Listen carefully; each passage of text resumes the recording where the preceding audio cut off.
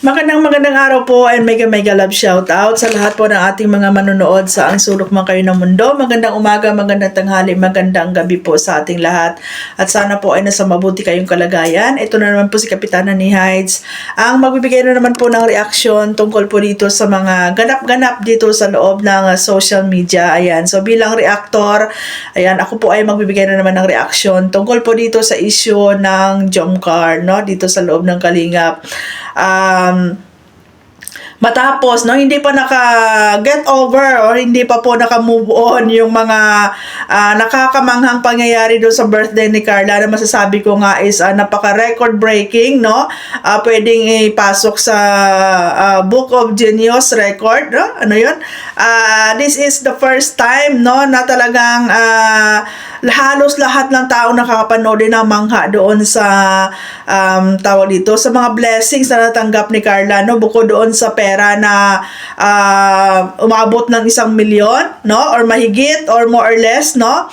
Tapos bukod pa doon may mga gold, may mga alahas as if naman, no? So sobrang bongga ng birthday ni Carla and yun guys, ang pinaka the best doon talaga na narinig ko or nalaman ko sa event ng birthday ni Carla is yung namahagi po si Carla ng pera doon sa mga kapwa niya angels, no? So which is napaka ano po yun, napakaganda pong tawag dito, napakaganda po ng katangian ni Carla na talagang nagsishare sa ng kanyang mga blessings, di ba? So, tapos, laki din lang ibinigay niya doon kay Kuya Bal para doon sa landing pad, no? Talagang, kumbaga, ini-extend or binabalik din ni Carla yung blessings na tatanggap niya doon din para i-extend din sa ibang tao, no? So, ayan, no? Talagang kamanga-manga po ito talagang si Carla dahil masasabi natin this is one of a kind, no? Klase ng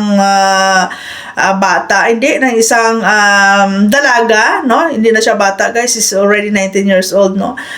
Talagang wala kang masabi, no?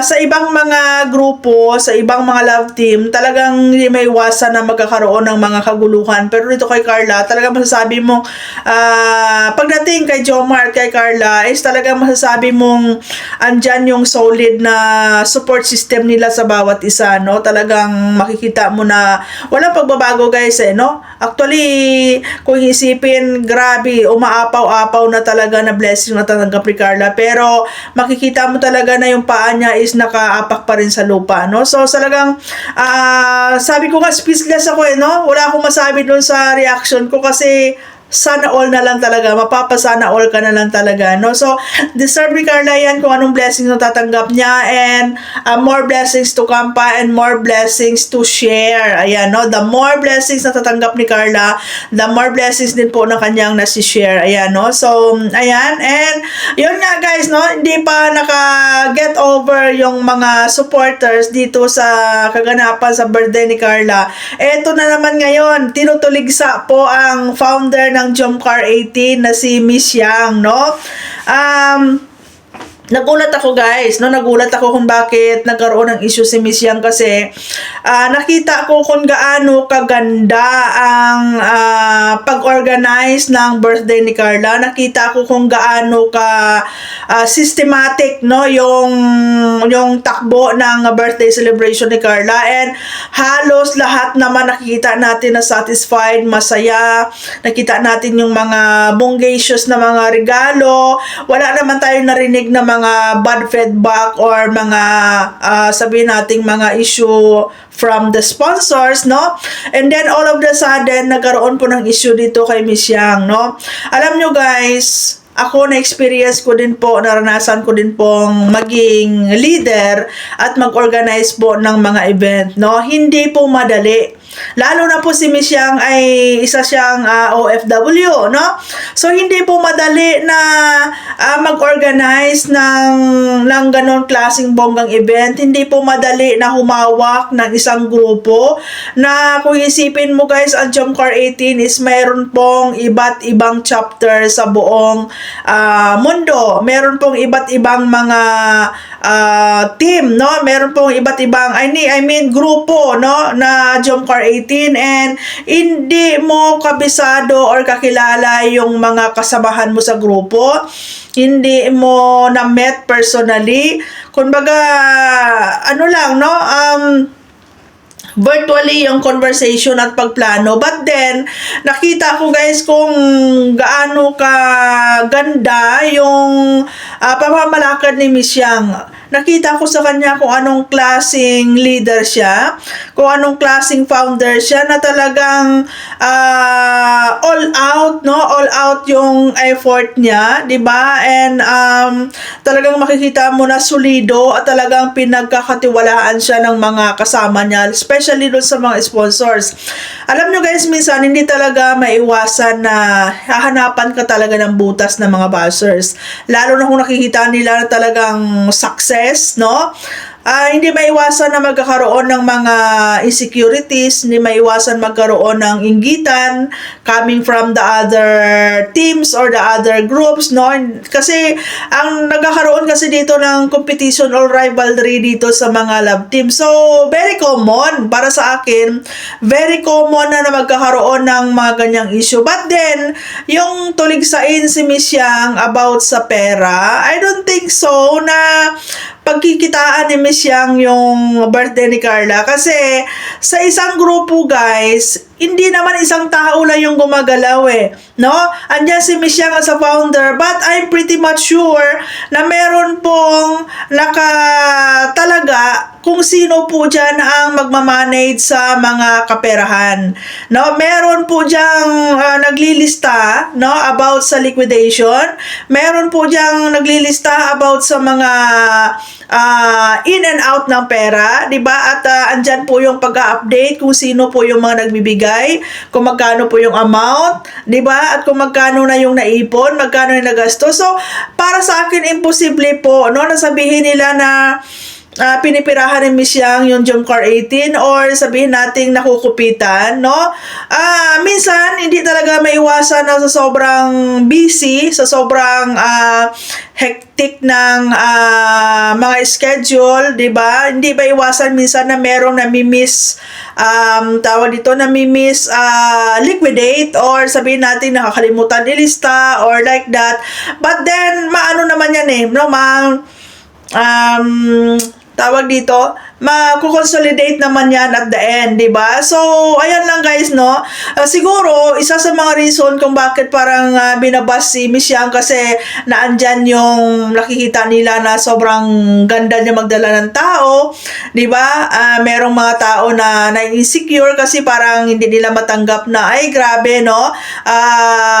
Pinagkatiwalaan siya ng mga VIP sponsors, ng mga big sponsors. So, siguro ganun lang guys, no? Pero, para sa akin, doon ako nagpo-focus sa kung gaano ka-successful yung event. Doon ako nagpo-focus kung gaano kasaya yung birthday celebrant.